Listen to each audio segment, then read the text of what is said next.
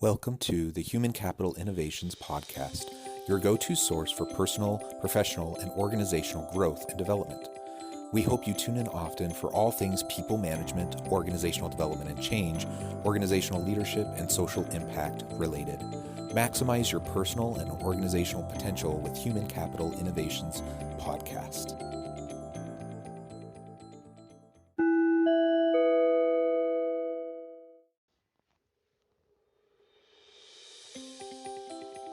Welcome to the Human Capital Innovations Podcast. In this HCI podcast episode, I talk with Jen Thornton about creating trust and safety in the workplace and avoiding the talent cliff.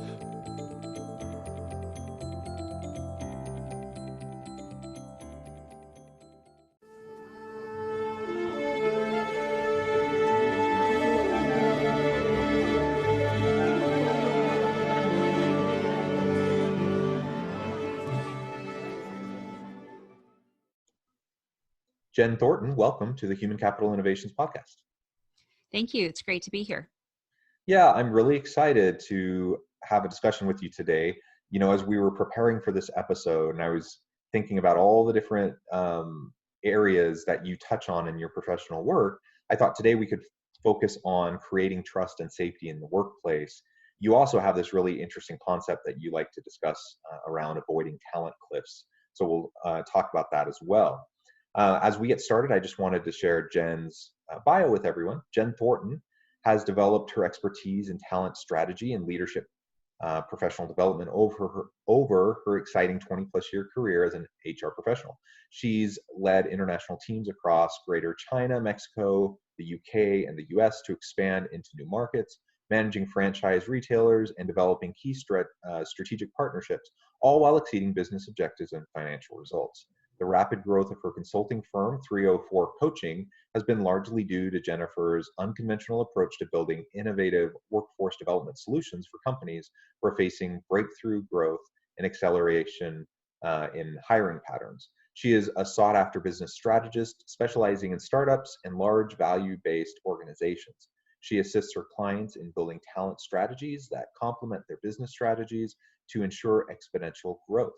She lives in Texas with her family and rescues. In her free time, she enjoys reading, historic preservation, remodeling her lake home, and spending time with friends. What a great background. And I'm curious, how many rescue animals do you have? As of this minute, there's only 5 in the house. Only 5. Okay. Only 5. We try to keep our numbers down, but if there is a vet or a dog in need of a large vet bill, it always finds my front porch. Yeah, well, that's really great of you. We have not been a rescue home. We do have 2 dogs that we love that are part of the family, but we definitely have an affinity for animals, and that's really awesome that you do that.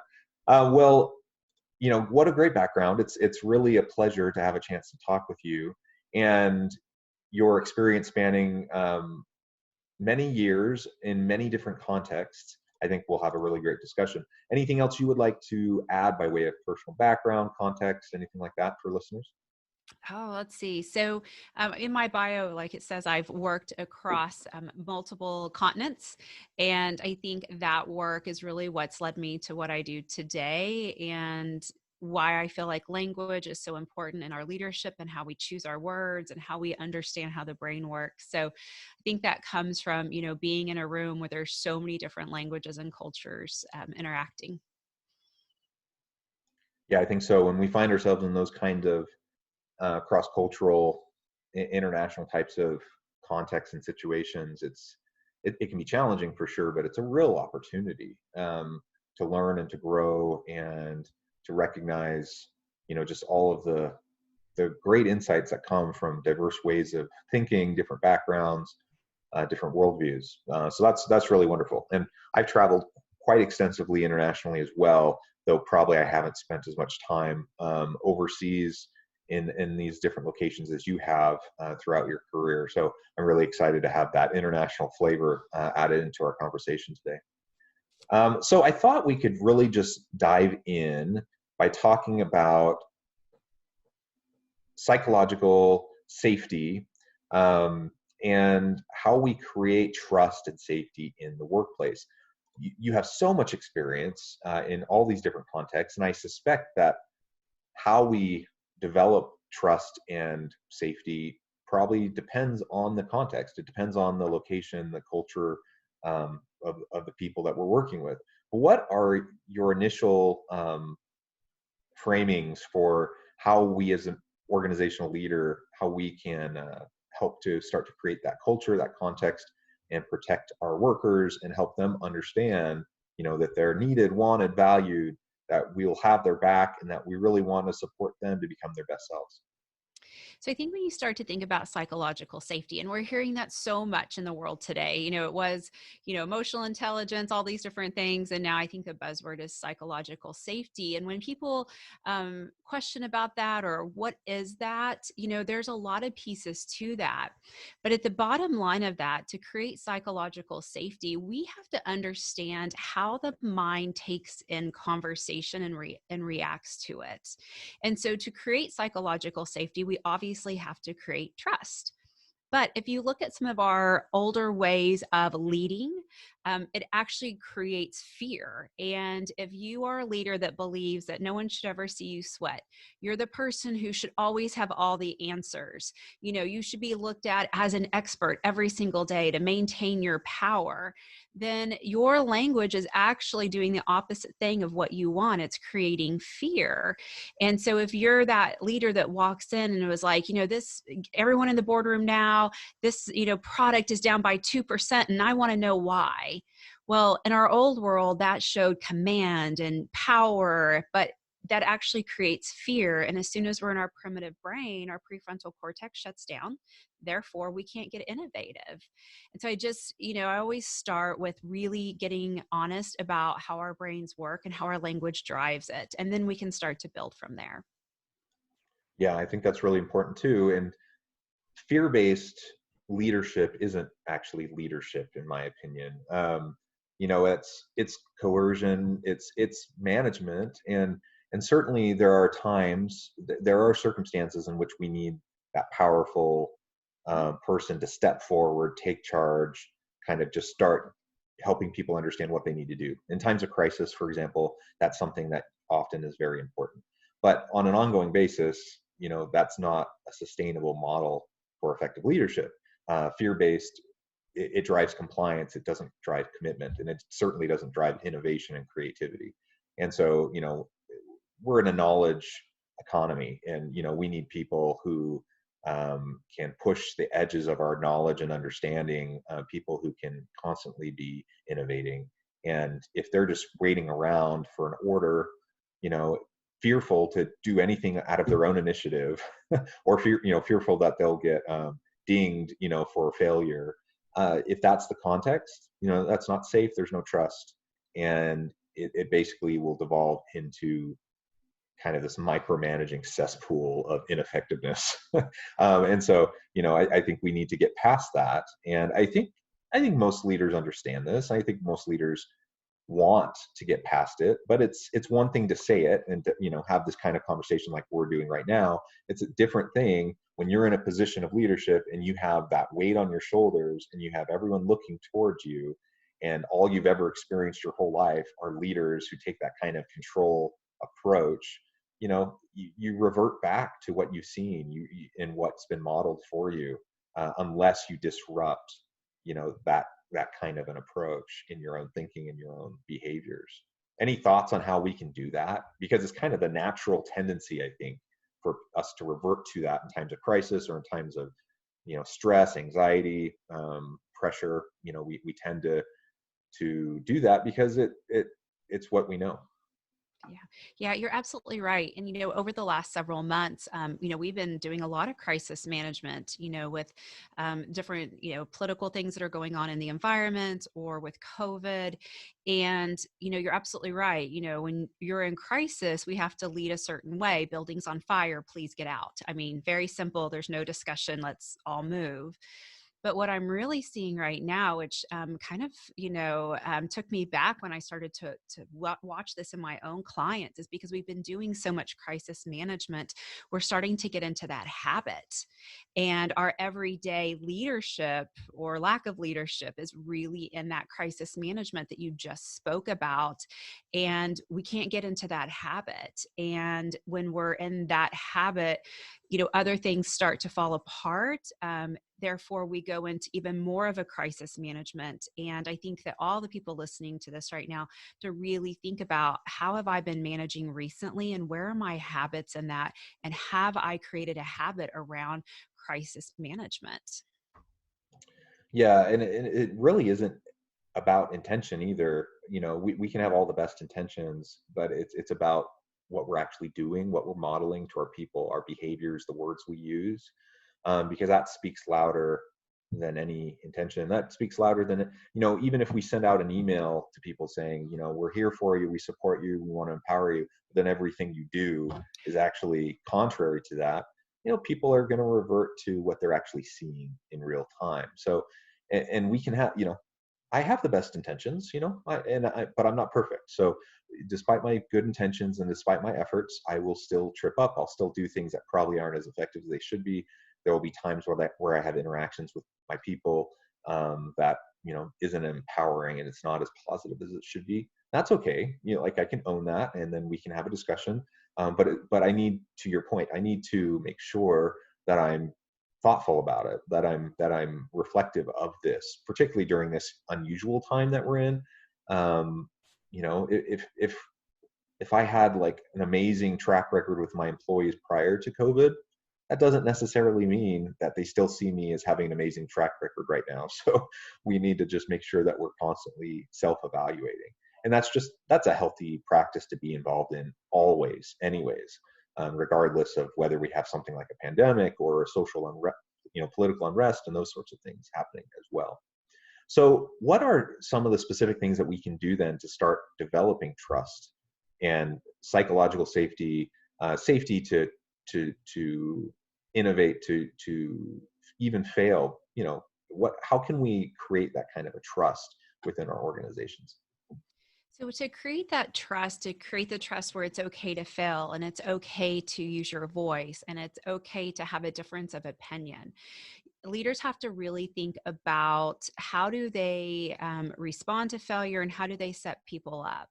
And so often I'll talk to an executive and they will say something like, no one on my team will make a decision. And so I'm like, okay, well, let's think about that. So let's look at your behaviors that create fear where people won't make decisions. Oh, no, no, no. They just aren't willing to do it. And so we kind of retrace their steps. And what you always find is how people respond. A lot of times we deliver the information well, we're thoughtful, but then it's our responses that create the fear.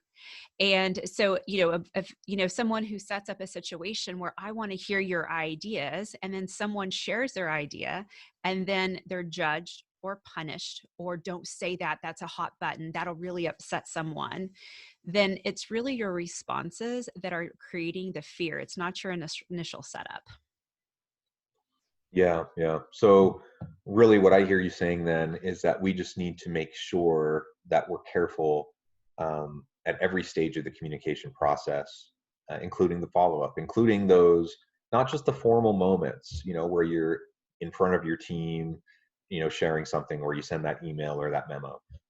But those informal moments, those organic moments that happen, when we're actually in an office setting, we have those all the time. We kind of bump into each other, we run into each other in the elevator, we're walking by someone's office, we have a brief conversation.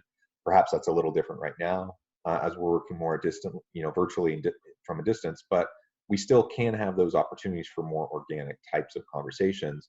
And it's often those organic conversations, those informal opportunities where our guard is down a little bit, we're not thinking about it as carefully, and we'll just inadvertently do or say something that's innocent enough, like, we're, again, no intention, no malice, towards anybody, but it ends up signaling something that's really important to your people. And then of course they're going to respond to that in a way, if they feel threatened in any way, they're going to revert back to self-preservation. They're going to, particularly in a time of crisis, they're going to revert back to self-preservation. They're going to revert back to making sure that they're protecting their job so they can care for their family, or, whatever their context may be.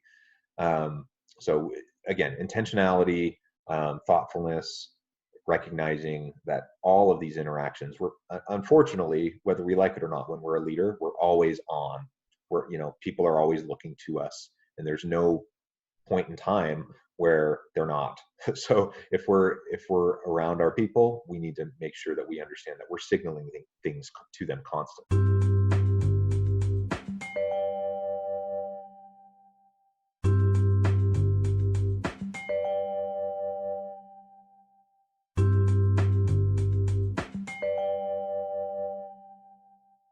Yeah, and it's even body language as a signal. You'll hear of, you'll see your supervisor come in, and by their body language, you're like, oh, they must be having a bad day. And so then everyone says, oh, if they're having a bad day, I need to talk to them about this, but I'm going to not talk to them today about this problem, or I'm going to tone down my honesty. And so just by walking in the building, people are making decisions on what information they want to share with you based on their perception of what your response could be, or the mood that you have. And, again, it's like you said, it's those formal and informal, but body language is a huge piece of our communication. Yeah, absolutely. And in your comment just then, you kind of referred to something else I know you talk a lot about with your clients, and that is these power dynamics that happen within our teams. And unfortunately, every organization, every group of people has a culture, and they have power dynamics. If we want to build trust and we want to have psychological safety, we need to ensure that there aren't any unhealthy types of power dynamics happening, that there's nothing dysfunctional occurring within our teams. But what are some of those typical types of power dynamic issues that you see when you work with executives and their teams? Things that we can be aware of and then try to correct or sidestep in the first place. Yeah. It's funny you bring that up, because just this couple of days ago, I had this conversation with an executive, and the team has always been very well connected, very well at communicating, supporting each other. It was a really great C-suite group.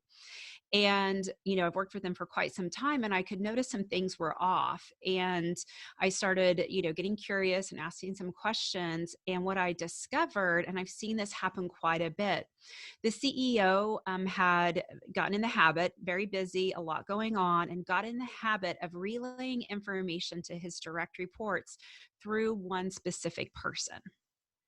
And so instead of calling their direct report and saying, hey, I have some concerns about this, I need to know more about this, let's have a conversation, he was sending the person he was the most comfortable with out to do his exploration. And then they were becoming the bad guy. And then that person unknowingly was also creating a boundary between the team and their leader. And it was starting to really build some hard feelings, because why is my peer telling me that my boss isn't happy with my performance?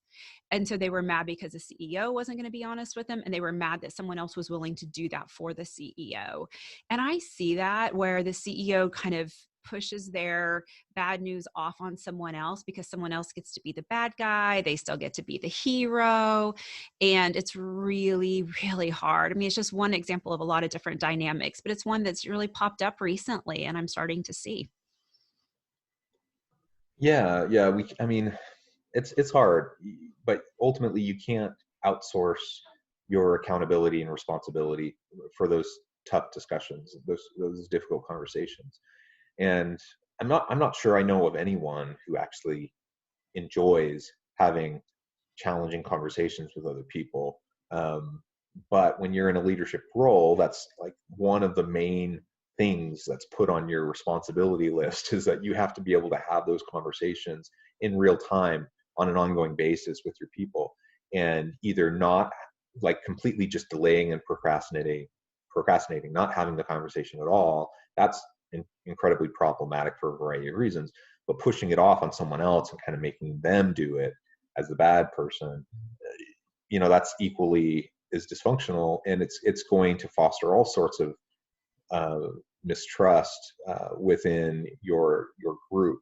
I remember I was talking with an executive, I don't know, a couple of years ago now, um, but it had to do with a really critical HR issue, sexual harassment issue facing a VP level position, and trying to coach the HR, the VP of HR, and then the CEO. The CEO really had to be the one to deal with this other vice president who was the perpetrator. It couldn't just be passed off or handed off to the HR person, but the HR person was there with them. They were there as part of the conversation to be a support and to even prepare them role play. How can we go about doing this? And then eventually, when they have the meeting, they do all this preparation. When they have the meeting, the CEO just immediately turns it back over to the HR person, says, so and so now has something to tell you. And completely sidestepping it. And of course, it didn't go well. And so those are the types of situations where you really, as uncomfortable as it's going to make you, you really do just have to step forward and own it.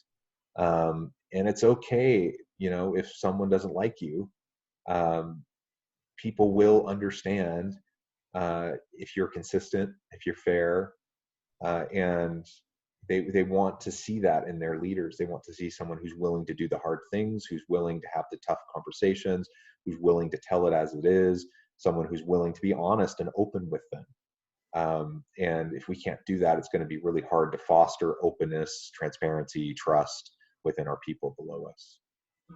Yeah, and being willing to have those conversations, and think when you're going to have a difficult conversation, make sure that you start with the end in mind. And at the end of this conversation, what does this person need to not only hear from me, but how do I need them to think about this experience? And then how do you start there? I think the hardest thing for people is like, how do I even start this conversation? I'm like, we start it with the end in mind, because then we back up that conversation from there. But not really stopping and thinking about, what does this person need to hear? What does this person need to understand? Do they need to understand that this is so serious that if they choose to do it again, they will lose their job? Or that was a policy violation we just talked about, but is it a skill set issue? Is it development issue? Really starting to think about that, and remember that they're human, and we have to constantly humanize people, and that humanization helps those conversations go in a different way. So even when someone has done something incredibly serious, like a policy violation, like sexual harassment is at the executive level, we still have to humanize them and have a conversation with another human. And if you go in blustered and mad and blown up, then that's what they're going to remember. They're not going to remember your concern and your viewpoints on the situation, and how you will not tolerate going forward. The story in their head's going to be about how you entered that room all blown up, not what you actually said. Yeah. Yeah, I think that's right. Um, So we've talked about psychological safety and trust. We've talked a little bit about interpersonal dynamics, power dynamics within teams. I know you also do a lot around this idea of the talent cliff in your work. Tell us a little bit about what you mean by that. What's the talent cliff, and how do we avoid that? And how do we do proactive talent management within our organization? So, you think about those startups, and, when an organization starts up, there is a really good chance, or it wouldn't have been successful at the startup phase, that the individuals managing the organization, their skill is far exceeds their revenue, their needs, how to manage that business, because that delta of their experience being higher of the revenue helps create that revenue growth. So what we see happens is when you have a team that's so much more dynamic than where we are, our revenue when we start, the revenue always takes off, because again, we're leading the needs of the company. Our skills are better than the company. But what happens is we start chasing the business plan that doesn't have a talent strategy in it. So we start chasing profit, top line sales, our next investor, all of that stuff that we have to chase to have a profitable business, but we forget to take our talent along the journey with us. And we don't invest as much, if not more, in our talent as we do in our business plan. Then what happens, because we were so fantastic in the beginning, but now we're starting to slide, the revenue actually outpaces, the business needs outpace the skill set of those managing it. And when that happens, your good people are going to leave because they're not going to work in crisis management. The people who are staying are in crisis management. If they're more, of an individual contributor, they're probably the yes sir, no ma'am type folks, which isn't going to drive your business. Then what you start to see is your talent kind of goes off a cliff. It was rising straight up and growing, but then all of a sudden it starts to fall off. And then as soon as your talent falls off and your talent no longer exceeds what is needed to run the business, then your sales are right behind it. And that's what happens with startups when they do not invest in their people. Well, yeah, sustainability and scalability is a real challenge for any organization within any industry. And you add to it this type of dynamic that you were just describing. Most startups simply don't have a talent strategy. The founders, they have, they're, if it's a tech company, perhaps they're great at coding and they have some new really cool app, or whatever this new innovation is. They're filling a gap in the market, or creating a new need in the market, or whatever. So they have all these skills, all this talent.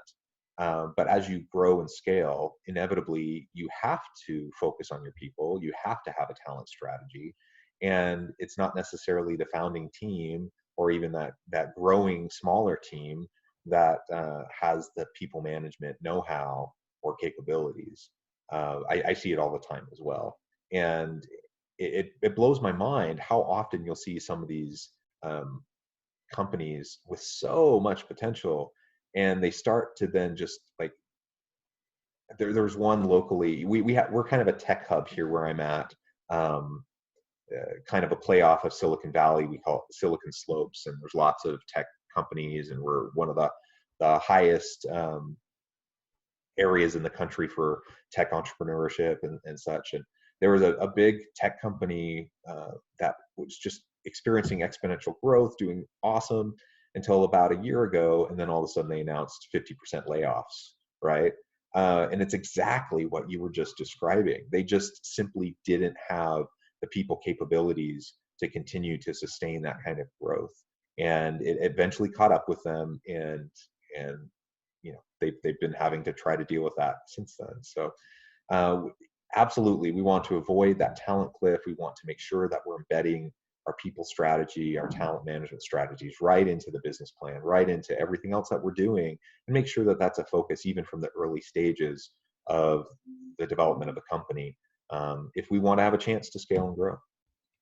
Yeah, and it's so sad. I see it all the time. And, just imagine all the amazing concepts that didn't survive, that, could have had years and years of growth. And it amazes me also that investors will look at a business plan and say, yeah, here's $10 million, but they don't ask, what do you, these are great ideas. Who's physically going to do this?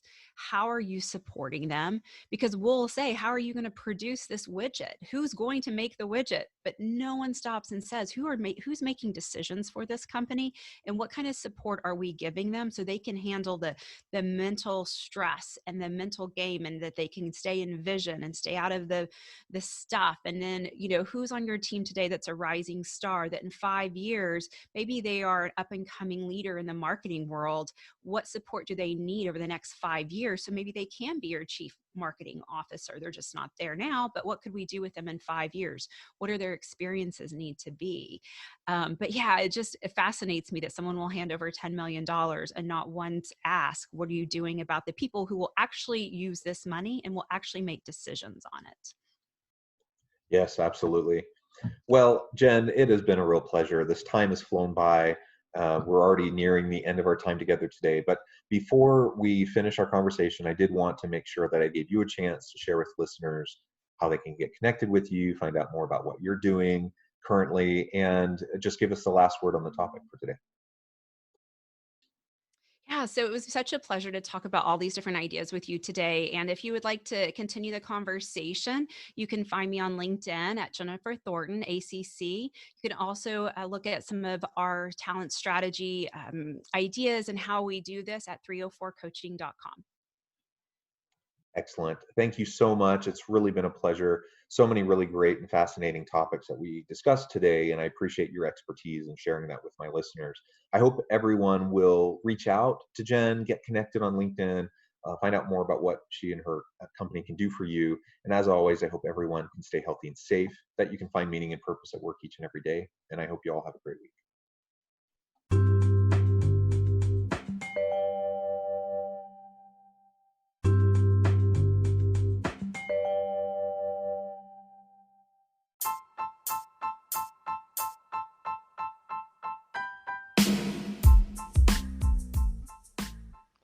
We are excited about the launch of HCI's new magazine, Human Capital Leadership. Human Capital Leadership is a free, interactive e-magazine designed to help individuals, leaders, and organizations find innovative approaches to maximize their human capital potential. We will be publishing issues quarterly in August, November, February, and May. Check out the first issue and let us know what you think.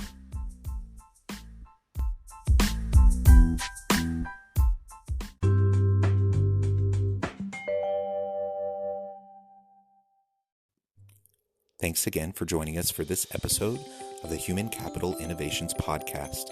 I hope you stay healthy and safe and that you have a great week.